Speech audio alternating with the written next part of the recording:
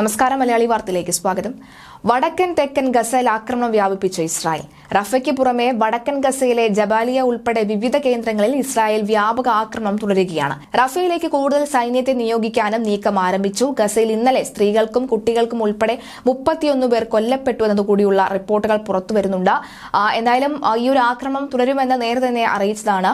അവിടെ നിന്ന് ഒഴിഞ്ഞു മാറാനും ഒഴിഞ്ഞു പോകുവാനും നിർദ്ദേശം നൽകിയതാണ്. എപ്പോൾ വേണമെങ്കിലും ഒരു യുദ്ധമുഖം തുടരാനുള്ള സാധ്യതയുണ്ട് എന്ന് പറഞ്ഞിരുന്നു. എന്തായാലും ഇത്രയും പേരുടെ കൊലപാതകം അല്ലെങ്കിൽ ഇത്രയും പേര് മരണപ്പെട്ടു എന്നത് ഏറ്റവും കൂടുതൽ ഞെട്ടിക്കുന്ന വാർത്ത തന്നെയായിരുന്നു. ഇതോടുകൂടി മരണസംഖ്യ 35,303 ഉയർന്നിട്ടുണ്ട് എന്ന കണക്കുകൾ കൂടി പുറത്തു വരികയാണ്.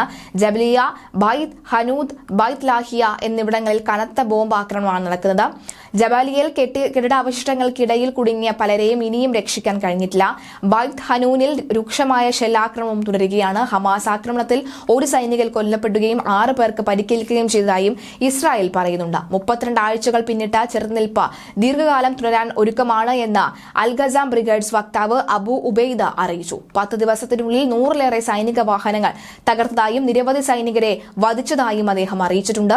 ഹമാസിന്റെ സൈനിക സംവിധാനം പൂർണ്ണമായും അമർച്ചയും വരെ യുദ്ധം തുടരുമെന്ന് ഇസ്രായേൽ യുദ്ധകാര്യ മന്ത്രിസഭാ യോഗത്തിൽ പ്രധാനമന്ത്രി നെതന്യാഹു പറഞ്ഞു. യുദ്ധാനന്തര ഗസയെ ചൊല്ലി മന്ത്രിമാർക്കിടയിൽ അഭിപ്രായ ഭിന്നത രൂക്ഷമാണ്. ഹമാസിനെ തുരത്തുകയെന്ന ഇസ്രായേൽ യുദ്ധലക്ഷ്യത്തെ പിന്തുണയ്ക്കുന്നുണ്ടെങ്കിലും സിവിലിയൻ കുരുതി ഒഴിവാക്കുക പ്രധാനമാണ് എന്ന് പെന്റഗൺ പ്രതികരിച്ചു. US ദേശീയ സുരക്ഷാ ഉപദേഷ്ടാവ് ജേക്ക് സണ്ണീവൻ ഇസ്രായേലിലെത്തും. നെതന്യാഹുവുമായി റഫ ആക്രമണം സംബന്ധിച്ച് നാളെ ജേക്ക് സണ്ണീവൻ ചർച്ച നടത്തും.